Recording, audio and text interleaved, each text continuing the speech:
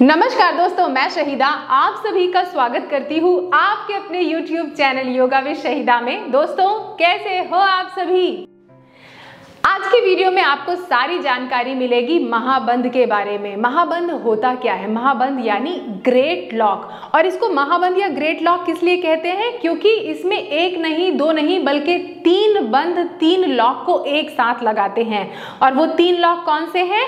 पहला जलंधर बंध यानी थ्रोट लॉक, दूसरा उड्डयन बंध यानी एब्डोमिनल लॉक, तीसरा मूल बंध यानी कि रूट लॉक। लेकिन इन तीनों बंधों को किस तरीके से लगाना है अगर आप नहीं जानते और इस वीडियो में नए हैं तो आपको मेरी पिछली 3 वीडियोस जरूर देख लेनी चाहिए, जिसमें मैंने स्टेप बाय स्टेप बताया है कि जलंधर बंध, उड्डयन बंध और मूल बंध को किस तरीके से अप्लाई करना है, किस तरीके से प्रैक्टिस करना है, क्या क्या है उनके लाभ और छोटी छोटी सावधानियां जो इन बंधों को करते वक्त आपको ध्यान रखनी चाहिए। बहुत ज़्यादा ज़रूरी है कि आप जब महाबंध लगाएं उसके पहले आप अभ्यस्त हो जाएं कि किस तरीके से आपको जलंधर बंध, उड्डयन बंध और मूल बंध लगाना है। ये हाईली रिकमेंडेड है। इन तीनों वीडियोस की लिंक मैं नीचे डिस्क्रिप्शन में दे रही हूं और प्लीज जाके देखिए, समझिए, फिर उसके बाद अप्लाई करें। जल्दबाजी ना करें, किसी भी चीज़ की जल्दबाजी ना करें, क्योंकि ये मेरा ही शरीर है, आपका ही शरीर है, इसकी रिस्पेक्ट करनी चाहिए। पहले अच्छी तरीके से सीखना चाहिए, फिर आगे बढ़ना चाहिए। इसके अलावा अगर आप इन बंधों का अभ्यास किसी प्रशिक्षित योग गुरु की निगरानी में करें तो मैं हमेशा आपको हाईली रिकमेंड करूंगी, सजेस्ट करूंगी कि बंधों का अभ्यास किसी प्रशिक्षित योग गुरु की निगरानी में ही करें। सबसे पहले बात कर लेते हैं क्या फायदा है, क्या बेनिफिट है महाबंध लगाने के। महाबंध लगाने की होते बहुत सारे बेनिफिट है, लेकिन कुछ चुनिंदा बेनिफिट मैं आपको शेयर करना चाहूंगी। महाबंध अगर आप अप्लाई करते हैं और प्रैक्टिस करते हैं तो इसकी मदद से आपकी जो हॉर्मोन्स के, आपके शरीर में हॉर्मोन्स की जो गड़बड़ी है, इम्बैलेंसेस है, वो दुरुस्त होते हैं। और आपको पता है कि हमारे शरीर में अगर हॉर्मोन्स की गड़बड़ी हो जाए तो कितनी सारी परेशानियां होती हैं। सर के बाल झड़ने लगते हैं, चेहरे में डलनेस आ जाती है, काफ़ी ज़्यादा लेज़ी महसूस करने लगते हैं, चेहरे पर फुड़िया फुंसी कभी भी आ जाती है, बहुत नेगेटिव थॉट्स आते हैं। माताओं बहनों को पीसीओडी, पीसीओएस की जो समस्या है वो हार्मोन्स की गड़बड़ी के कारण है। सेक्सुअल डिसऑर्डर, हार्मोन्स की गड़बड़ी, डायबिटीज़ की समस्या है, आपकी हार्मोन्स की गड़बड़ी, और भी बहुत सी चीज़ें। या तो मोटापा बहुत ज़्यादा बढ़ जाता है या आप बहुत ज़्यादा स्किनी हो जाते हैं, वीक हो जाते हैं, और भी बहुत सारी समस्याएं। इसके अलावा आपकी पीयूष ग्रंथि यानी पिट्यूटरी ग्लैंड से निकलने वाले जितने हार्मोन्स हैं उनका जो सिक्रीशन है, और शरीर के अलग अलग भागों से निकलने वाले जो भी हार्मोन्स हैं उनके सिक्रीशन को दुरुस्त करना है। आप एक्टिव महसूस करते हैं, चार्ज महसूस करते हैं, शरीर को ऊर्जा से भर देता है, आप ऊर्जावान महसूस करते हैं। आपके जो छोटे छोटे सेल्स है ना, आपकी पूरी बॉडी छोटे छोटे सेल्स से यानी कोशिकाओं से बनी होती है, उन कोशिकाओं को पुनर्जीवित करता है, जिससे ये एंटी एजिंग का भी काम करता है, यानी बुढ़ापा आपसे काफ़ी दूर भागता है, मेटाबॉलिज्म दुरुस्त करता है आपका, और आपकी शरीर की जो अग्नि है उसको, जठर अग्नि है उसको उद्दीप्त करता है, यानी उसको बढ़ाता है। जठर अग्नि अगर आपके शरीर की अच्छी तरीके से काम करेगी तो जो भी खाया पिया है वो शरीर में अच्छी तरीके से एब्जॉर्ब होगा और फिर शरीर से बाहर भी निकल जाएगा। चेहरे में अच्छी तरीके से तेज लाता है। इसके अलावा अगर आपको बहुत ज़्यादा चिड़चिड़ापन आता है, गुस्सा आता है, मन शांत नहीं होता, तो भी आप महाबंध का एप्लीकेशन ज़रूर किया करें। वायु का इम्बैलेंस को दुरुस्त करता है। प्राण वायु, अपान वायु, समान वायु को एक साथ एक जगह पर आपके मणिपुर चक्र में लाकर लॉक कर देता है, जिससे वायु का इम्बैलेंस है वो भी हमारे शरीर पे दुरुस्त होता है। अगर स्पिरिचुअल बेनिफिट की बात करूं तो फिजिकली हम अपने शरीर को इस तरीके से कॉन्ट्रैक्ट करते हैं जलंधर बंध, उड्डयन बंध, मूल बंध में, कि हमारी जो भी ये एनर्जीज हैं, जो भी शक्तियां हैं, वो स्पेसिफिक एनर्जी सेंटर्स पे, चक्रों पे आकर लॉक हो जाते हैं। उससे क्या होता है कि जो एनर्जीज हैं वो आपके डाउन चक्रा से होते हुए हायर चक्रा की ओर बढ़ना शुरू हो जाती है। लेकिन ये, इसके लिए कंसिस्टेंसी चाहिए, सतत प्रयास चाहिए। इसके अलावा दोस्तों, अगर आपको ध्यान लगाने में बड़ी परेशानी होती है तो ध्यान लगाने से पहले अगर आप महाबंध का अभ्यास कर लेते हैं तो ध्यान लगाने में सहजता आपको महसूस होगी। अब बात आती है सावधानियों को, किन लोगों को महाबंध नहीं लगाना है। जिन भी लोगों को ब्लड प्रेशर की समस्या है, चाहे वो लो हो या हाई हो, जो भी लोग हार्ट पेशेंट है यानी दिल के मरीज हैं, क्योंकि जब आप इस तरीके से बंध को अप्लाई करते हैं तो आपकी हार्ट मसल्स पर एक तरीके का प्रेशर पड़ता है, जो कि ब्लड प्रेशर वाले लोगों के लिए, हार्ट हार्ट पेशेंट वालों के लिए बिल्कुल भी सही नहीं है। अगर आपको मिर्गी के दौरे आते हैं, एपिलेप्सी, और या कि फिर आपको हार्निया की समस्या है, या कि पेट में अल्सर है, या इंटरनली कोई आपको इस तरीके से परेशानी है, रिसेंट कोई ऑपरेशन हुआ है, तो आपको महाबंध अप्लाई नहीं करना है। अगर आपने गर्भ धारण कर लिया है यानी प्रेगनेंसी के दौरान भी आपको महाबंध अप्लाई बिल्कुल भी नहीं करना। यानी अगर आप अस्वस्थ हैं तो आपको महाबंध अप्लाई नहीं करना है, लेकिन हाँ, अगर आप स्वस्थ हैं तभी आप महाबंध की प्रैक्टिस करें। आइए अब सीखते हैं कि महाबंध को किस तरीके से हम अप्लाई करेंगे, किस तरीके से तीनों बंधों को एक साथ लगाएंगे, सांस कब लेना है, कब छोड़ना है, ये सारी बारीकी। महाबंध लगाते वक्त आप बैठेंगे कैसे, ये बहुत ज़्यादा महत्वपूर्ण है। आपको बैठना सिद्धासन, सिद्ध योनि आसन इज रिकमेंडेड कि जब आप महाबंध लगाएं तो सिद्ध आसन या सिद्ध योनि आसन में बैठे। किस तरीके से कर सकते हैं वो मैं बताऊंगी। तो सिद्धासन या सिद्ध योनि आसन के लिए दोनों पैरों को पहले फैला लिया इस तरीके से, फिर अपने दाहिने पैर को इस तरीके से मोड़ते हुए अपने जननांग के पास यानी अपने पेल्विक एरिया के और पास लेके आएंगे, जिससे आपका जो रिप्रोडक्टिव ऑर्गन है वो आपकी एड़ी के ऊपर है। तो आपके हील्स को अंदर ले जाते हुए इस तरीके से आपने टक कर लिया जी। इस तरीके से आपका रिप्रोडक्टिव ऑर्गन जो है वो हील्स के ऊपर है। ब्रह्मचर्य का पालन अगर आप करना चाहते हैं तो ये आसन, सिद्ध आसन में बैठना आपके लिए बड़ा ही लाभकारी होगा। फिर उसके बाद आपने अपनी थाइज और जांघ को इस तरीके से खोला और उसके अंदर आपने अपने लेफ्ट लेग के पंजे को इस तरीके से टक कर दिया और फिर नीचे से अपने राइट लेग के पंजे को खींचते हुए आपने इस तरीके से लॉक लगा दिया।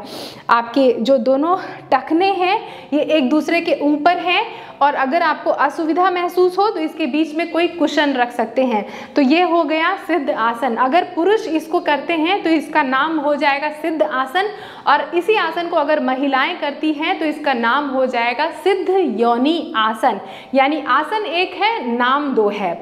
अब अगर बहुत से लोगों की परेशानी होती है कि वो इस तरीके से सिद्ध आसन में नहीं बैठ पाएंगे, तो फिर आपके लिए ऑप्शन क्या है, आप बैठेंगे अर्ध पद्मासन में। आराम से अपने दाहिने पैर या बाएं पैर, किसी भी पैर को अपने पेल्विक एरिया के और भी करीब लेके आएं और अपने जननांग, सेम जैसे हमने सिद्धासन में किया था, आपके रिप्रोडक्टिव ऑर्गन जस्ट आपकी एड़ी के ऊपर है इस तरीके से, और दूसरे पैर को सिंपली आपने राइट लेग की थाइस के ऊपर रख लिया एंड इस तरीके से आप अभ्यास करेंगे। या तो फिर आप पद्मासन लगाएं, लेकिन अगर आप इस तरीके से अपनी एड़ी को लॉक करते हैं, अपने पेल्विक एरिया के और भी करीब लेके आते हैं, तो इससे क्या होगा कि जब आप मूल बंध अप्लाई करेंगे तो आपको बड़ी ही सहजता होगी और आसानी से आपका जो रिप्रोडक्टिव ऑर्गन है वो लॉक है, जिससे ऊर्जा, जो अपान वायु है, वो उसका जो प्रकृति है दैट इज डाउनवर्ड मूवमेंट है, तो वो डाउनवर्ड मूवमेंट ना होके ऊर्जाएं ऊपर की तरफ ऊर्ध्वगामी होंगी। ठीक है, तो ये हो गया कि आप किस तरीके से सिद्ध आसन, सिद्ध योनि आसन या पद्मासन में बैठेंगे। तो मैंने अभी सिद्ध आसन या सिद्ध योनि आसन लगा लिया है। आराम से कमर गर्दन सीधी है, और सिद्धासन या सिद्ध योनि आसन का अभ्यास अगर आप प्राणायाम या मेडिटेशन के दौरान करते हैं तो आप काफ़ी लंबी देर तक इस आसन में बैठ सकते हैं। अगर परेशानी हो तो अर्ध पद्मासन में बैठिए, जैसे मैंने अभी बताया था। ओके, और अगर घुटनों में दर्द की समस्या है तो फिर तो आप पैरों को फोल्ड नहीं कर सकते, तो पैरों को नॉर्मली आप इस तरीके से सीधा करके भी बैठ जाएं। अगर शरीर में इस तरीके की कोई लिमिटेशन है तो, और लिमिटेशन नहीं है तो आराम से जो आसन आपको बताए गए हैं उसमें आराम से आप बैठना शुरू करें। कमर गर्दन सीधी कर लें। सिद्धासन, सिद्ध योनि आसन में बैठें, कमर गर्दन हमेशा आपकी सीधी होनी चाहिए। अगर आप योग का अभ्यास कर रहे हैं तो, और नहीं भी कर रहे हैं तो भी आपकी कमर गर्दन सीधी रखने का अभ्यास करें। दोनों हाथों को मैंने चिन्ह मुद्रा में करके अपने दोनों घुटनों के ऊपर रख ली, आंखें बंद कर ली, गहरी लंबी सांस नाक से ली और मुंह से सांस छोड़ दिया। सांस छोड़ने के बाद चिन टूवर्ड्स योर कोलर बोन, ये लग गया जलंधरपन। फिर एब्डोमेन को अंदर की तरफ सक इन, पुल अप एंड अपने पेरिनियम या सर्विक्स रीजन को कॉन्ट्रैक्ट या संकुचित करके होल्ड कीजिए। ये 3 बंध एक साथ लग गए।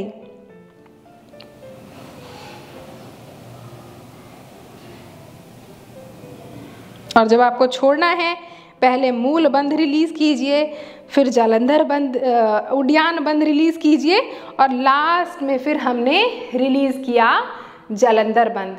अब जब आप महाबंध लगाते हैं तो आपको आपकी अवेयरनेस किस तरीके से मूव करनी है अपनी बॉडी में, ये ध्यान रखिएगा। तो इनहेल किया नाक से, मुंह से सांस छोड़ दी और चिन लॉक किया, आंखें बंद कर ली, कमर गर्दन सीधी, एब्डोमिनल लॉक किया, रूट लॉक किया। अब अपनी अवेयरनेस को अपने ध्यान पर अपने रूट लॉक पे यानी मूलाधार रीजन पे लेके जाएं। फिर अपने ध्यान को अपनी नाभि पे लेके आएं और फिर अपने ध्यान को अपने थ्रोट पे लेके आएं, गले पर लेके आएं। इसी तरीके से वापस से अपने ध्यान को अपने पेरिनियम या सर्विक्स, अपने वेजाइनल रीजन पे लेके जाएं, फिर एब्डोमिनल रीजन पे लेके जाएं, फिर अपने थ्रोट रीजन पे लेके जाएं।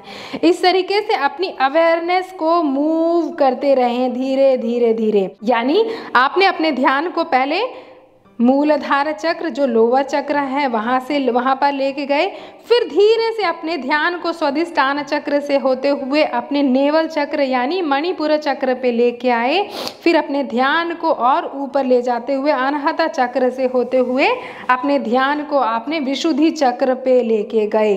तो इस तरीके से आपको आपके चक्रों पे आपके ध्यान को लेके जाना है, इंटेंशनली आंखें बंद करके विजुअलाइज करना है जब आप महाबंध को अप्लाई करें।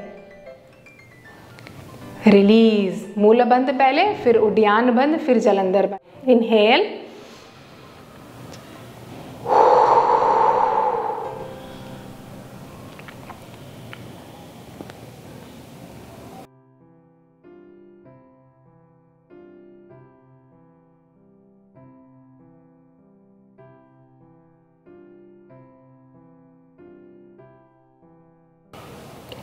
रिलीज, मूल बंध, उड्डयन बंध एंड जालंधर बंध और सांस ले लें। तो देखा आपने, जब हम महाबंध लगा रहे थे, नाक से सांस लिया, मुंह से सांस छोड़ा, पहले जालंधर बंध लगाया एक्सटर्नल यानी बाहर कुंभक के साथ, फिर उड्डयन बंध लगाया, सांसें बाहर ही रुकी हुई है, फिर मूल बंध लगाते हुए अपने पेरिनियम या सर्विक्स वेजाइनल रीजन को अंदर की तरफ पुल किया। जब छोड़ना है तो पहले हमने मूल बंध को रिलीज किया, फिर हमने बंध को रिलीज किया और फिर जालंधर बंध को रिलीज किया। तो जब लॉक करेंगे तो पहले जालंधर बंध लॉक किया, उड्डयन बंध लॉक किया और मूल बंध लॉक किया।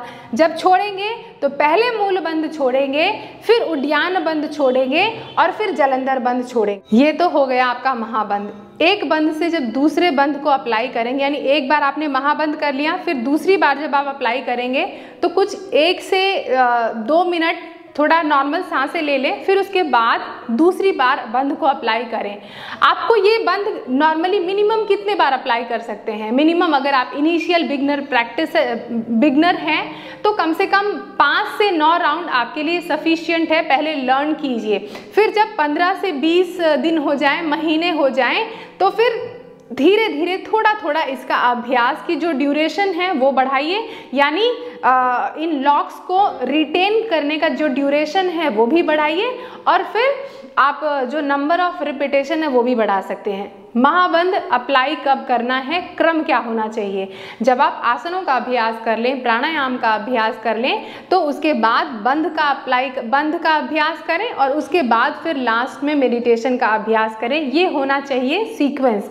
इन बंधों का अभ्यास आप प्राणायाम और आसनों के साथ भी कर सकते हैं as per guidance by your guru only. इन बंधों को अप्लाई करते वक्त मेक श्योर कि आपका स्टमक एम्प्टी हो, यानी पेट खाली हो, और कोशिश करें इन बंधों का जो एप्लीकेशन है वो अर्ली इन द मॉर्निंग करें, इससे इनके बेनिफिट और भी ज़्यादा बढ़ जाते हैं। तो दोस्तों, आशा करती हूँ महाबंध से रिगार्डिंग अब कोई भी कन्फ्यूजन आपके मन मस्तिष्क में नहीं है, लेकिन फिर भी अगर कोई क्वेरी है, कोई कन्फ्यूजन है, तो मैं आपके सवालों का जवाब देने में बहुत खुशी महसूस करूँगी। नीचे कमेंट करके मुझे ज़रूर बताइएगा कि आपको ये जानकारी अच्छी तरीके से समझ में आई या नहीं, और महाबंध का एप्लीकेशन आप ज़रूर करें अपनी प्रैक्टिस के दौरान किसी गुरु की निगरानी में। अपना सभी लोग ध्यान रखें, हर दिन कम से कम 1 घंटे योग का अभ्यास करें, खुद भी अभ्यास करें और अपने परिवार को भी मोटिवेट करें। स्वस्थ रहें, व्यस्त रहें, मस्त रहें, क्योंकि आप सभी को पता है फिट रहेगा इंडिया तभी तो आगे बढ़ेगा इंडिया। नमस्ते।